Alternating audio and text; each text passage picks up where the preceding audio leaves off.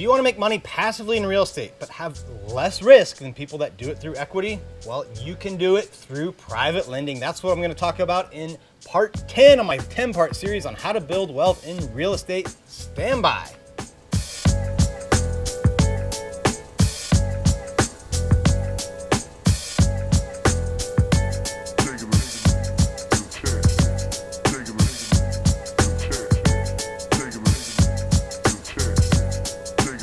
All right, so in part 9 in this 10-part series on how to build wealth through real estate, I talked about how to do it by becoming an equity investor. An equity investor is someone that puts money into a project that is not a loan. It is equity.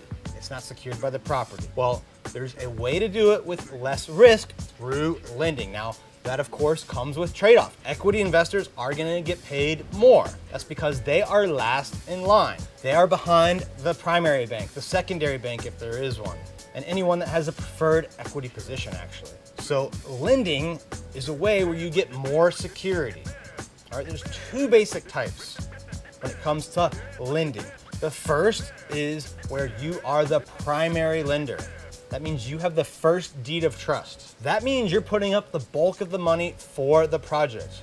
Right? You're typically putting up 70 to 80% of the funds in this case. Now for that, you get first position. So you have a lot of security. You have the first deed of trust position on the property. The trade-off, of course, is it's a lower rate than secondary lenders, right? People that have the second deed of trust.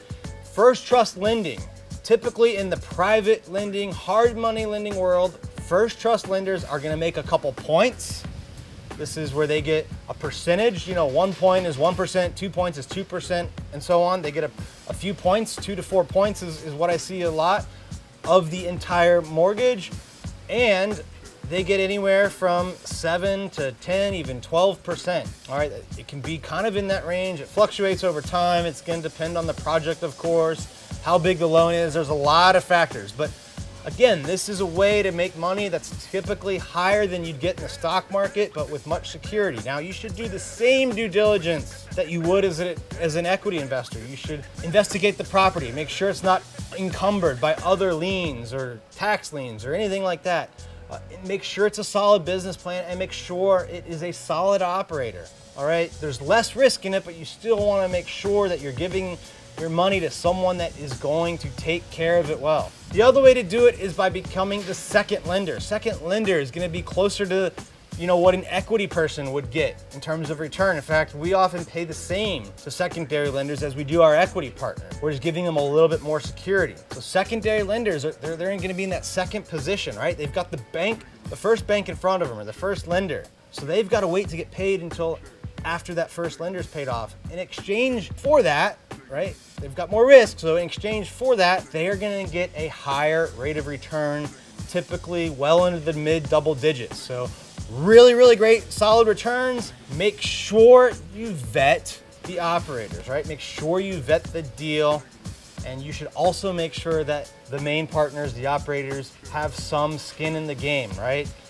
Maybe it's a certain amount of equity, their own money that they put up. Maybe it's a personal guarantee. Maybe it's cross-collateralizing it with other assets they have. You want them to have some skin in the game. So if you're looking to make money in real estate, more than you traditionally would in the stock markets, but you want more security, look into being a private or hard money lender. Make sure you hit the subscribe button so you don't miss out on any of the other great content I'm putting out on this channel. Leave your comments, leave your feedback. I'll see you next time.